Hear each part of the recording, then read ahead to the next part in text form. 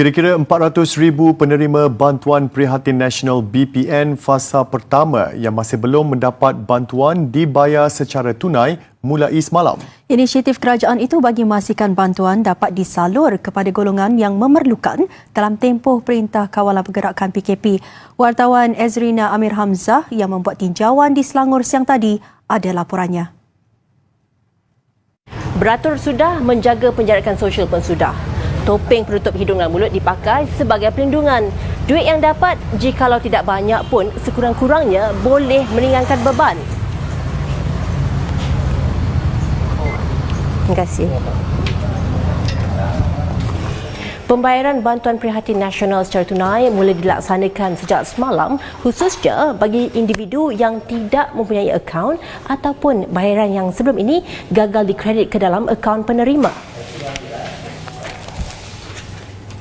Seawal jam 9.30 pagi, orang ramai sudah beratur di luar Bank Simpanan Nasional BSN Cawangan Rawang untuk mendapatkan wang masing-masing. Prihatin dengan nasib wanita yang kudung sebelah kakinya, pegawai BSN membantu menguruskan pengeluaran tunai tanpa perlu masuk ke dalam premis bank. Jatuh. Jatuh kat mana? Rumah jatuh lecing. Rasa. Ya ke? Lepas tu kita ni?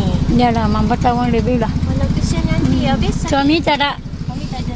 Anak ada 4. Ada 4 orang. Ni anak nombor berapa? Ini dia punya baik. Oh, baik. Seorang lagi ibu tunggal yang masih merasai pemergian suaminya terpaksa melakukan sendiri proses penerimaan wang BPN sambil ditemani anak sulungnya. Saya tak tahu, bukan selalu dia uruskan. Ini terpaksa pergi juga lah kan, dapat ada anak lu.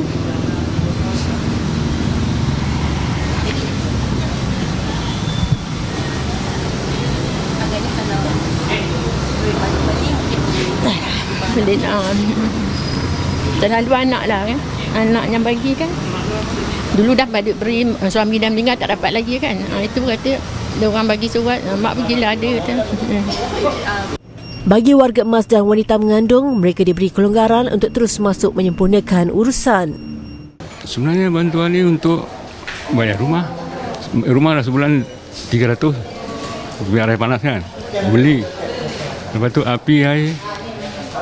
Makan lagi. Makan saya orang kita orang 2 orang. Lebih kurang 500 lah. Betul. Kalau macam kami terpaksa kadang-kadang minta bantuan anak kalau dia orang bagi seorang sikit, itu ya harapan. Terima kasihlah pada kerajaan PN ni. Dengan bantuan ni saya memang memerlukan lah. Memang memerlukan. Mana dah tahu saya kerja ni pun tak tentu dibuatnya. Sambung lagi ni PKP ni dah tak boleh kerja. Jadi duduk rumah kan. Inilah bantuan yang ada, sekurang-kurangnya hilanglah beban saya sikit. Berbeza dengan tinjauan saya ketika hari pertama BPN dimasukkan ke dalam akaun penerima pada 6 April lalu, orang awam kini semakin patuh pada arahan PKP dengan mengamalkan penjarakan sosial serta memakai penutup hidung dan mulut. Cawangan BSN terpilih di seluruh negara dibuka khusus untuk pembayaran BPN secara tunai pada hari ini hingga esok bagi yang memerlukan wang dengan segera. Kepada yang tidak sempat, jangan risau. Wang masih boleh dituntut sehingga 31 Disember tahun ini. Ezrina Amir Hamzah, TV3. Sementara itu, mana-mana individu yang menggunakan dokumen atau maklumat palsu untuk memohon bantuan prihatin nasional BPN akan dikenakan tindakan tegas. Dalam satu kenyataan, Kementerian Keuangan berkata di bawah undang-undang sedia ada mereka boleh dikenakan denda atau hukuman penjara hingga 3 tahun selain kelulusan bantuan berhak ditarik balik. BPN hanya untuk rakyat Malaysia yang layak dan Kementerian Keuangan memandang serius permohonan BPN yang menggunakan dokumen palsu. Kenyataan itu bagi mengulas dakwaan yang tular di media sosial kononnya ada warga asing yang menerima BPN. Tegas Kementerian Keuangan, setiap permohonan rakyat Malaysia akan diproses dan disemak silang dengan pengkalan data agensi pendapatan serta agensi kerajaan termasuk Jabatan Pendaftaran Negara.